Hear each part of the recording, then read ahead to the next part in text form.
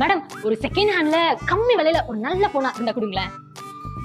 IPhone 14 plus madam, just 25,000க்கு நம்ம கிட்ட கிடைக்குது. இந்தாங்க. இவ்ளோ கம்மியா வேற எங்கேயுமே கிடைக்காது. இதுதான் சான்ஸ்.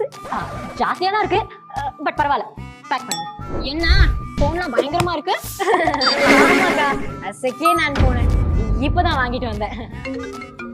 நம்ம இன்ஸ்டாகிராம் இன்ஃப்ளூயன்சரா இருக்கிறதுனால ஃபேன்ஸ் தொல்லை தாங்க முடியாது. கால் பண்ணிக்கிட்டே இருப்பாங்க. ஒரு நிமிஷம். பேசு பேசு. ஹலோ, சொல்லுங்க. ஐயோ சார், நான் ஒன்னும் பேசல சார். சார். ஹே, என்னாச்சு? அக்கா, ஏதோ திருட்டு போன்னு சொல்றாங்கக்கா.